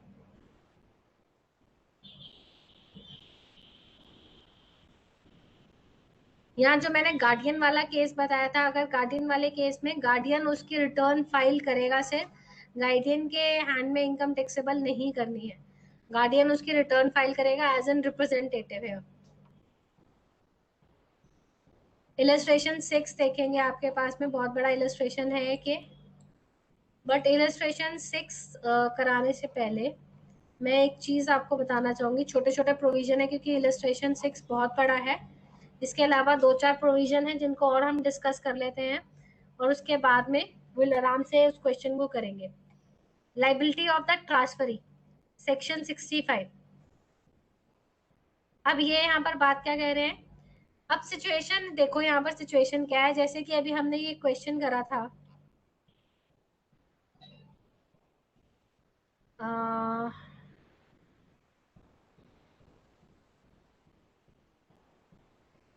ये वाला क्वेश्चन करा था, इसमें आप देख रहे थे इनकम किसके हैंड में आई थी, ये किसने बेची थी, ये एसेट्स बेची किसने थी, मिसेस एक्स ने। इनकम किसके पास आई थी, मिसेस एक्स पे। पर टैक्स कौन दे रहा है इस इनकम के ऊपर, इस इनकम के ऊपर टैक्स कौन दे रहा था, मिस्टर एक्स। इनकम किसके पास है, मिसेस एक्स के है, वो इन्वेस्ट भी कर रही है और काम भी कर रही है, पर टैक्सेबिलिटी किसके हैंड में थी, मिस्टर एक्स के। टैक्सेबिलिटी किसके हैंड में थी, मिस्टर एक्स के हैंड में थी। इनकम मिसेस एक्स के पास, टैक्स कौन दे रहा है, मिस्टर एक्स। तो ऐसे केस में अगर मिस्टर एक्स के पास पैसे नहीं है टैक्स देने के, अगर मिस्टर एक्स के पास पैसे नहीं है टैक्स देने के लिए, तो इन दैट केस जो इनकम टैक्स डिपार्टमेंट है they can force Mrs X to pay the tax. वो ये कहेंगे कि मिसेज एक्स को कि जो भी इनकम है, इनके जो भी टैक्सेस है वो आप पे करो। ऑल द इनकम किसकी है? मिस्टर एक्स की है। टैक्स किससे भरवा रहे हैं? मिसेज एक्स से भी भरवा सकते हैं अगर ये पैसे मिसेज एक्स नहीं देती है या मिस्टर एक्स के पास में पैसा नहीं है। तो सेक्शन 65 ने यही बोला गया है, whereby some of the reason, जिसमें जिस पर्सन ने टैक्स पे करना है उसके पास अगर पैसा नहीं है, उसने नहीं पे करना है, तो इन दैट केस वो टैक्स किससे रिकवर कर सकते हैं? वो मिसेज एक्स से भी टैक्स रिकवर कर सकते हैं। ऐसे ही मान लो इस इनकम के ऊपर कोई टैक्स डिडक्ट हुआ है, टीडीएस हुआ है। टैक्स डिडक्ट किसके नाम का हुआ होगा? मिसेज एक्स के नाम का होगा। टैक्स डिडक्ट किसके नाम का हुआ होगा? मिसेज एक्स के नाम का होगा। इनकम किसकी है? मिस्टर ए की, मिस्टर एक्स की। जो टीडीएस का इन्होंने इम्पैक्ट लेना है, टीडीएस का इम्पैक्ट, अगर आप में से किसी ने भी प्रैक्टिकल ट्रेनिंग करी है तो आपके पास जो फॉर्म आ रहे हैं इनकम टैक्स के फॉर्म, तो उसमें टीडीएस के वहां पर, जहां पर भी टीडीएस वाला पार्ट आता है, एक फॉर्म का पार्ट है जहाँ पे टैक्स डिडक्टेड सोर्स की डिटेल होती है कि आपका इतना टैक्स डिडक्ट हुआ है। उसमें there is a drop down box nowadays जिसमें पूछा होता है you are going to claim this amount, आप क्लेम कर रहे हो या आपके स्पाउस का है या किसी और का है। तो in that case you can mention it कि मैं क्लेम कर रही हूँ यानी मेरी इनकम है। अगर यहाँ पर मिसेज एक्स के में देखें, मिसेज एक्स के रिटर्न में मिसेज एक्स का पैन नंबर है, मिसेज एक्स के 26 ईयर्स के अंदर में ये टैक्स डिडक्शन की डिटेल आ रही है, तो यहाँ पर मिसेज एक्स क्या करती है? सिंपली वो ड्रॉप डाउन बॉक्स का इस्तेमाल करते हुए रूट कर सकती है ये टैक्स मेरा नहीं है, टीडीएस मेरा नहीं है, एज ए इनकम मेरे हस्बैंड के नाम की है, तो ये जो टीडीएस का बेनिफिट भी क्या है, मेरे हस्बैंड को मिल जाए। ऐसे ही कोई एडवांस टैक्स स्पाउस ने जमा कराया होगा, उसका बेनिफिट भी किसको दिया जाएगा? मिस्टर एक्स को दिया जाएगा। ना the question which I am looking for, जो चाहिए था एक इस इन्वेस्टमेंट के ऊपर, I got that question. Last में आपके इंस्टीट्यूट के मॉड्यूल में दे रखा है।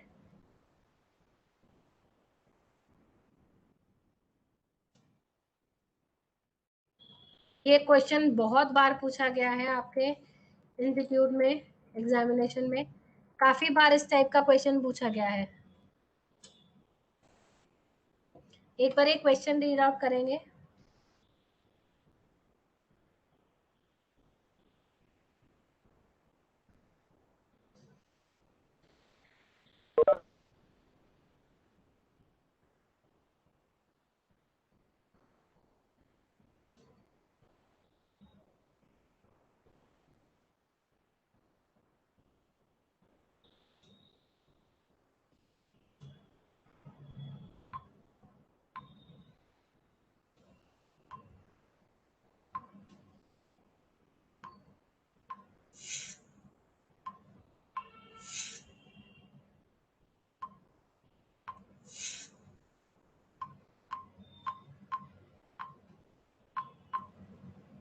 क्वेश्चन रीड कर रहे हैं आप लोग?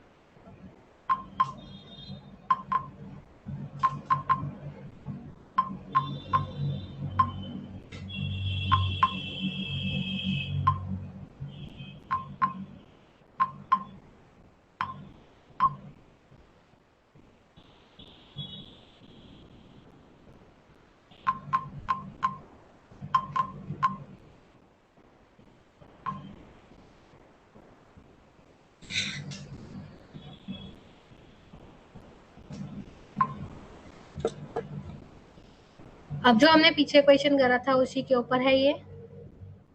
A proprietary business was started by Srimati Rani in the year 2018. As on 1st April 2019, her capital in the business was 3 lakh. Her husband gifted 2 lakh on 10th April 19, which amount Srimati invested in her business on the same date. Srimati Rani earned profit for the proprietary business 1920, 2021 और आपको assessment year 21-22 की income compute करने के लिए कहा गया है। 2018 में बिजनेस स्टार्ट, 1 अप्रैल 19 को 3 लाख की कैपिटल,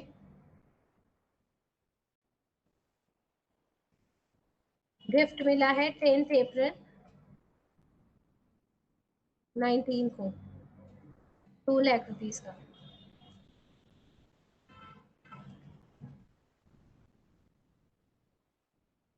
ठीक है, उन्होंने सेम डे इन्वेस्ट करा है। तो इफ आई टॉक अबाउट 2019, 1920, तो इस केस में there will be no clubbing. ये चीज तो क्लियर है, क्लबिंग नहीं होगी। क्लबिंग ना होने का रीजन क्या है कि 1920 में जो 1 अप्रैल 19 को ये कैपिटल में इंट्रोड्यूस नहीं था, तो इसलिए हम 1920 में कोई भी क्लबिंग नहीं करेंगे। नेक्स्ट ईयर आते हैं। नेक्स्ट ईयर में there is an income of 390। अब 390 की आपकी इनकम है यहाँ पर, तो 390 वाले पीरियड में क्या होगी, इनकम क्लब होगी। यहाँ इनकम क्लब करनी है। प्रोपोर्शन कितनी कैपिटल का, तो यहाँ देखेंगे 3 लाख था ओपनिंग, पिछली बार का इंट्रोड्यूस ये था। यहाँ पर हम बच्चे क्या भूल जाते हैं, यहाँ पर जो कॉन्ट्रीब्यूट जो प्रॉफिट का पार्ट है 1,50,000, वो भी क्या होता है, कैपिटल में एड ऑन होता है। This is the opening capital of 1 April 2020। 1 अप्रैल की कैपिटल ओरिजिनल ये है, इनकम 390 है। तो हमने बेसिकली क्या करना है, 390 का प्रोपोर्शन, टोटल कैपिटल 650 है, इसमें 2 लाख तो हमें आई थी और 650 इज द टोटल अमाउंट जो था। तो यहाँ से हम क्लबिंग कैसे निकालेंगे, this would be the amount of 1 lakh जो कि क्लब होगा। इनके हस्बैंड के हैंड में,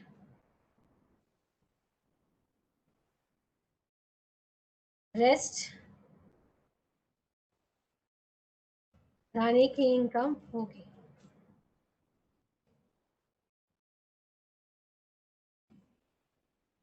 इस तरीके से आपने अप्लाई करना है इसे।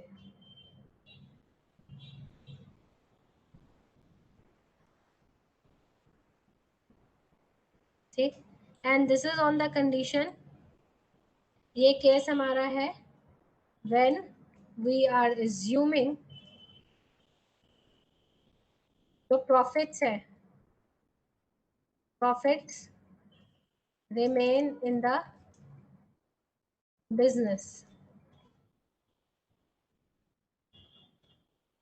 और अगर ये प्रॉफिट विड्रॉ कर लिए हैं,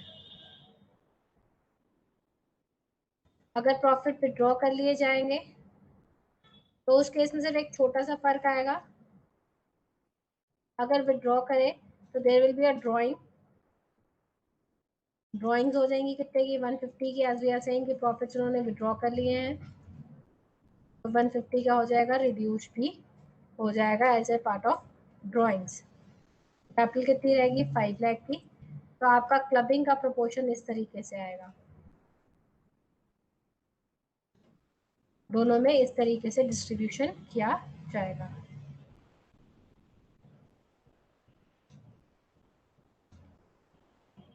तो इस तरीके से आपने कंप्यूटेशन करनी है क्लबिंग वाले पार्ट की। एक एचएफ से पार्ट बता दूं, एचएफ से पार्टीशन हो रहा है। लेट्स से मिस्टर ए ने अपना एसेट ट्रांसफर करा एचएफ को। एचएफ के लिए इनकमिंग फ्री, गिफ्ट में हमने पढ़ा एचएफ को अगर मेंबर से कुछ भी मिलता है तो वो एचएफ के हेड में गिफ्ट नहीं माना जाता, इनकमिंग फ्री है, आ गया। अब लेटर ऑन HUF से यहाँ पर सारे मेंबर्स के बीच में डिस्ट्रीब्यूट हो रहा है। किनके बीच में डिस्ट्रीब्यूट हो रहा है? मेंबर्स के बीच में डिस्ट्रीब्यूट हो रहा है। जब मेंबर्स के हैंड में डिस्ट्रीब्यूट हो रहा है तो ऐसे केस में अगर सिर्फ यही प्रॉपर्टी है, इस प्रॉपर्टी का जो शेयर मिस्टर ए मिसेज ए को मिला है, उनके मेजर सन को मिला है,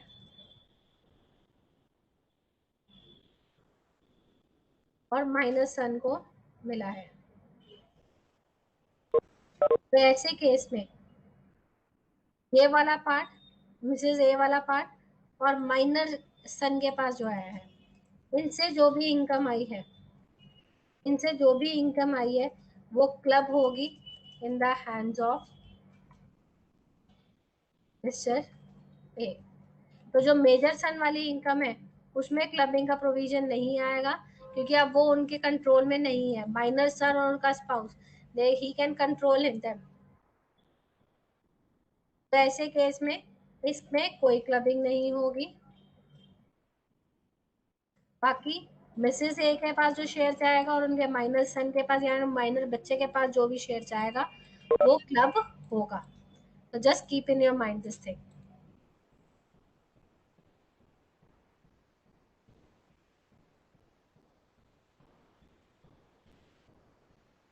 इस डिस्कशन के बेस पे you can do this thing. 64(2) ये हमने डिस्कस करा अभी।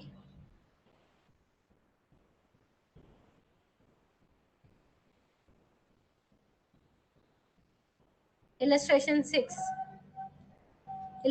6 रीड आउट करेंगे और we are going to discuss it one by one करके।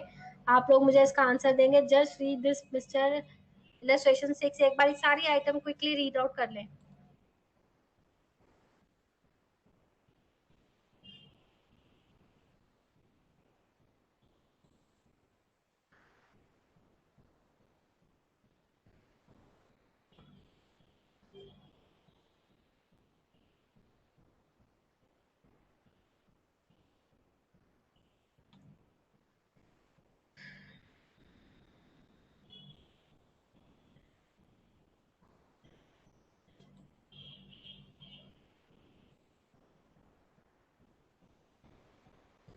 ना मुझे आप लोगों से फीडबैक चाहिए इन सब चीजों का।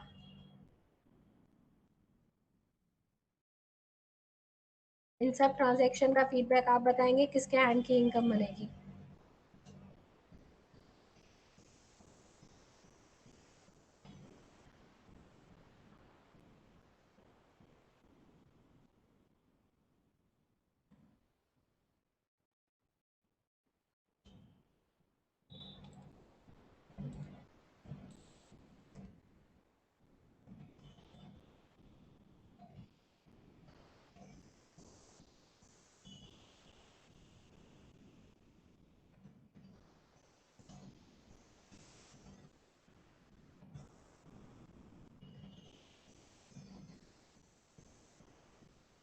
I am just randomly writing the heads.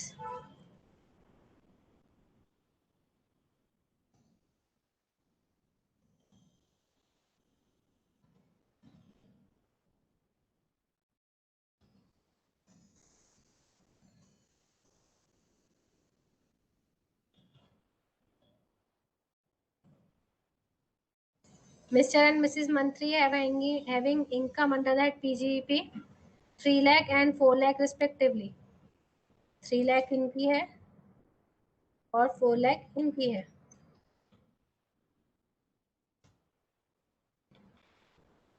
First child age 26, major child की जो इनकम है उससे हमें कोई फर्क नहीं पड़ता। हाउस प्रॉपर्टी की इनकम है या कोई भी एफडी वगैरह वाली इनकम है, इससे हमें कोई इम्पैक्ट नहीं पड़ेगा। एज फर्स्ट चाइल्ड कौन सा है इनका? मेजर चाइल्ड है।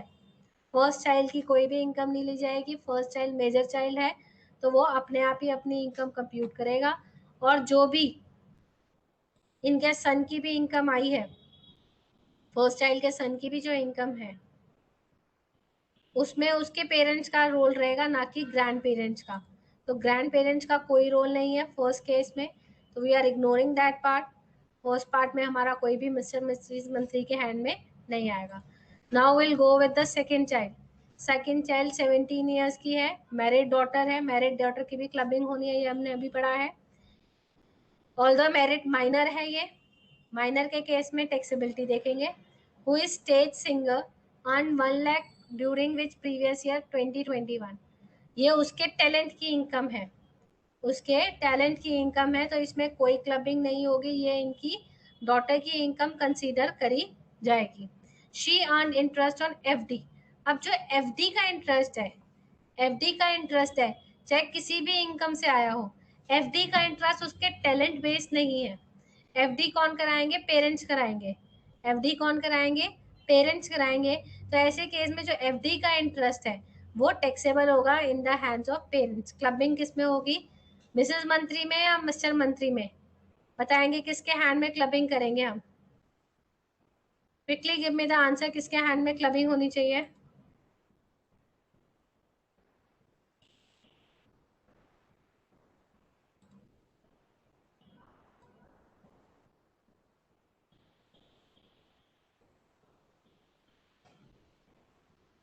करेक्ट, मिसेस मंत्री में, क्योंकि मिसेस मंत्री की इनकम क्या है? ज्यादा है। क्योंकि मिसेस मंत्री की इनकम क्या है? ज्यादा है एज कंपेयर टू मिस्टर मंत्री। फाइन, तो यहाँ पर इनकम फ्रॉम अदर सोर्सेज के हेड में आएगी टैक्सेबिलिटी।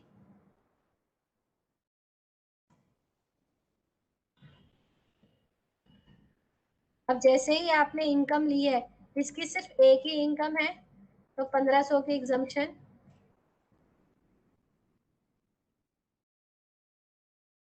6500 आया। थर्ड चाइल्ड के केस में, third child is having disability 80 U की, 80 यू की डिसेबिलिटी है, in that case there will be no clubbing. इस केस में, थर्ड चाइल्ड के केस में कोई भी क्लबिंग नहीं होगी, क्योंकि डिसेबल बच्चा है, डिसेबल बच्चे की हम कोई भी क्लबिंग नहीं करते हैं। Next we are moving towards fourth. First की नहीं करी हमने, थर्ड की कोई क्लबिंग नहीं करी। Fourth child again a minor child, income 45,000 की अर्न करी है उसने out of his physical and mental effort. तो यानी उसकी खुद की एबिलिटी से है 45,000 की इनकम, और उस इनकम को अर्न करने के लिए एक्सपेंस कितना हुआ? 15,000 का। तो इसकी इनकम नेट में कितनी हुई? 30,000। ये इस बच्चे की इनकम है, इसमें पेरेंट्स का कोई रोल नहीं है। And is loss from house property. अब इनकम में, इनकम की जो डेफिनेशन है, it includes negative income as well. तो यानी हमें लॉस भी मिलेगा, और लॉस किसके पास जाएगा? मिसेस मंत्री के पास। हाउस प्रॉपर्टी का लॉस 30,000। अब लॉस में से एग्जम्पशन नहीं मिलेगी, लॉस में से एग्जम्पशन नहीं मिलने वाली है, वो एज इट इज 30,000 ही जाएगा।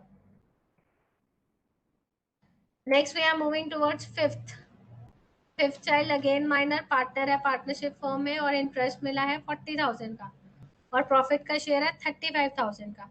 तो again there will be a clubbing, PGP के हेड में होगी। प्रॉफिट तो एग्जाम्प्ट होगा, प्रॉफिट इनकम तो टोटली एग्जाम्प्ट होगी 35,000 की, माइनस 35,000 होगा 0। रेस्ट, रेस्ट हमारे पास आ जाता है इसका इंटरेस्ट। अगर आपने पीजीपी पढ़ा है तो इंटरेस्ट की इनकम भी पता है कौन से हेड की मानी जाती है? पीजीपी के हेड की कंसीडर करी जाएगी 40,000 और 1500 की एग्जम्पशन। ऑल्दो दो इनकम थी यहाँ पर, एक तो पूरे तौर पे एग्जाम्प्ट है, 1500 की एग्जम्पशन मैंने और दे दी यहाँ पर। फिफ्थ चाइल्ड तक we have done. Now on to sixth child. Six child 9 years का है, 1000 डिवेंचर है, 100 each of the public sector company acquired through will of his grandfather. Gift में मिले। Interest income on such debenture is 10,000। Expenditure incurred to correct such interest is 200। तो expense तो हमें allow हो जाएगा, 9800 की इनकम हो जाएगी। Such debenture was sold and long-term capital gain earned 25,000। तो यहाँ पर हमारे पास दो इनकम आएगी, कैपिटल गेन की भी इनकम आएगी और इंटरेस्ट इनकम भी आएगी। तो I am just noting down this interest income first. अब यहाँ एक ही बच्चे की दो इनकम है, तो एग्जम्पशन हम लॉन्ग टर्म से लें या अदर सोर्सेज की इनकम मिले, ये आपके ऊपर डिपेंड करेगा। इसके ऊपर देखें, आप ऐसे भी डिसाइड कर सकते हैं कि इस तरीके से भी डिसाइड कर सकते हैं, लॉन्ग टर्म जो कैपिटल गेन है वो 20% पे टैक्सेबल होंगे। अगर आपकी रेंज बाकी लेस देन 20% वाली स्लैब में आ रहे हो, 5% वाले में, तो बेटर टू गो कि आप ऊपर से ले लो, लॉन्ग टर्म कैपिटल गेन से एग्जम्पशन ले लो। अदरवाइज अगर आपने यहाँ से नहीं लेना, कोई बात नहीं, यहाँ से मत लो, आप यहाँ से ले लो। तो it is as per you कि आपने कहाँ से एग्जम्पशन लेना है।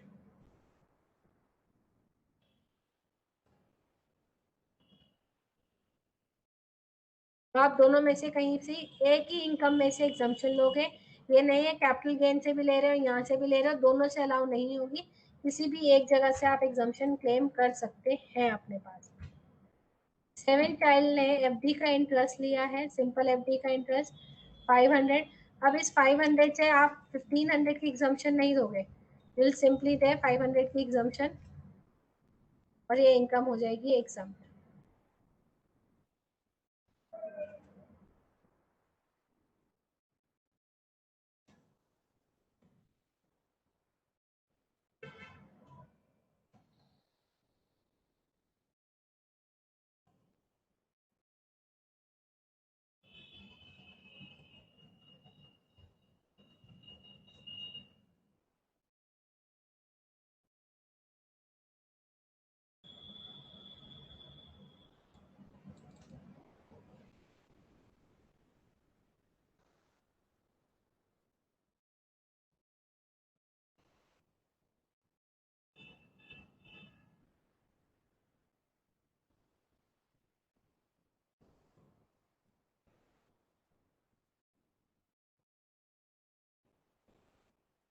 This is your gross total income.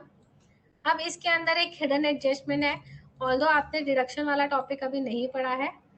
तो उसमें ये आता है कि अगर आप डिसेबल पर्सन की, आपका कोई डिसेबल रिलेटिव है जिसकी आप टेक केयर कर रहे हो और वो 80U वाली डिजीज से सफ़र कर रहा है, तो डिडक्शन मिलती है अंडर सेक्शन 80DDD, जो है dependent relative, dependent disable relative. तो वहाँ पर डिपेंडिंग ऑन सेवरेबिलिटी, ये सेवियर डिसेबल नहीं है, 80% से ज़्यादा का सेवियर डिसेबल होता है, तो यू आर गेटिंग दी 75,000 की reduction, otherwise will get the 150 की reduction.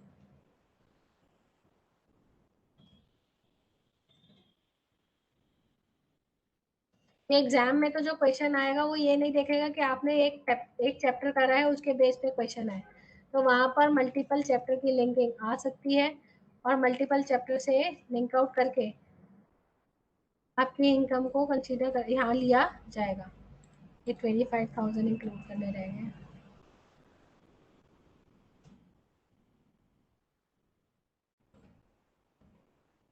Is this illustration is clear? कोई सेक्शन, कोई प्रोविजन जो समझ ना आया हो, you can ask.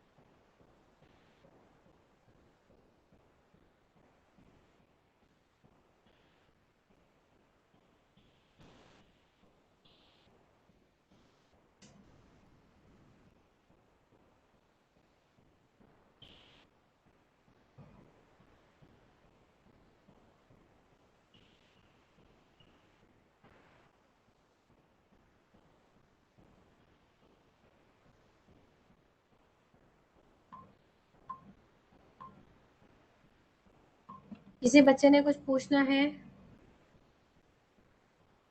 Akanksha, illustration 8 में क्या पूछना है आपको? मैम जब हमने उसमें निकाला था, जब प्रॉफिट हम विड्रॉ कर ले रहे हैं तो उसमें हाँ। 156 करी थी इनकम, तो मैम हमने लास्ट में माइनस क्यों किया था 390 में से 156? वो तो रानी की इनकम है ना, ये तो 156 तो क्लब हो गया।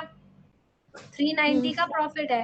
390 में से हमने क्लब निकाला कि 156 किसके हैंड में जाएंगे, उनके हस्बैंड के हैंड में जाएंगे, और बैलेंस जो बच गया वो रानी के हैंड में टैक्सेबल होगा। Okay ma'am.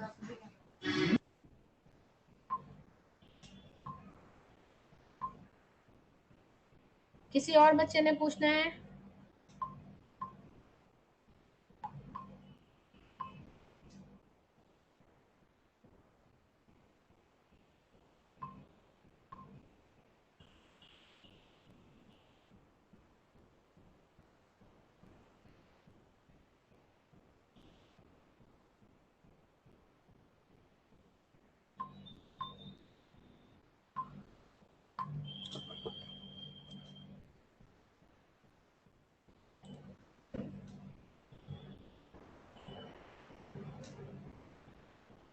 हाँ, एक्सपेंस अलाउ होंगे आपको। if that expense, Sakshi, if that expense is directly relatable to it, that earning of this income, हमने income from other sources में करा ना कि इंटरेस्ट इनकम से कलेक्शन चार्ज है या उस इनकम से रिलेटेड आपने कोई और एक्सपेंस करा है, बट डायरेक्टली रिलेटेबल होना चाहिए उससे।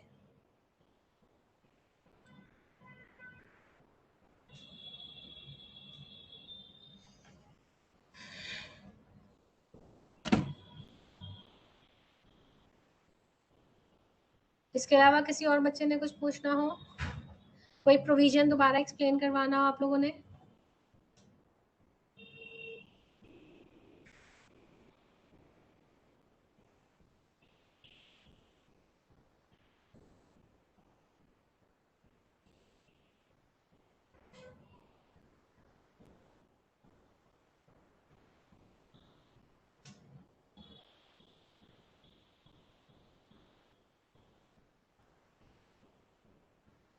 किसी बच्चे की कोई स्पेसिफिक क्वेरी है, किसी प्रोविजन को लेके एक्सप्लेनेशन चाहिए हो, या लास्ट क्लास में से किसी टॉपिक के ऊपर डिटेल चाहिए हो? वी आर हैविंग 2-3 मिनट्स का टाइम अभी।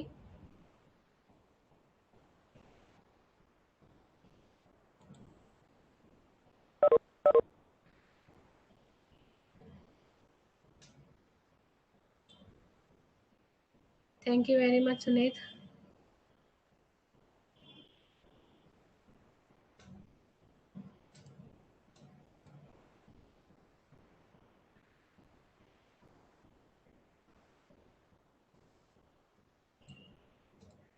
बाकी just try your last year के क्वेश्चन इस पर्टिकुलर टॉपिक से, कि मंडे की क्लास में I am going to start this set of carry forward का चैप्टर।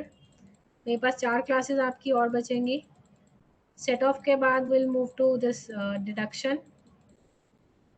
डिडक्शन से पहले I will go with the TDS करवाना चाहूँगी मैं, कि जिससे अच्छा क्वेश्चन आता है आपको एग्जाम में।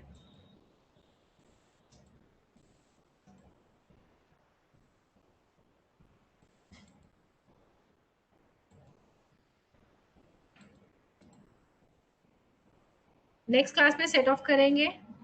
अगर आप लोगों ने पहले पढ़ रखा है सेट ऑफ, तो एक बार रीड करके आ जाना, तो we can quickly do it, ताकि आपकी जो मेन फोकस एरिया जहाँ दिक्कत परेशानी है उन पार्ट्स को हम कवर अप कर सकें। एज इन दोनों टॉपिक्स मैंने जो कराए हैं, अदर सोर्सेज का और कैरी फॉरवर्ड, ये जो भी हमने क्लबिंग वाला प्रोविजन करा है, इन दोनों में से भी कोई क्वेरी होगी वो लास्ट में डिस्कस कर लेंगे। Just go through with it, और जो भी क्वेश्चंस हैं, कोई और भी बुक का क्वेश्चन होगा, you can post your query और हम उसको डिस्कस कर लेंगे। चलिए फिर, now I am ending this session. Thank you very much, bye. Thank you ma'am.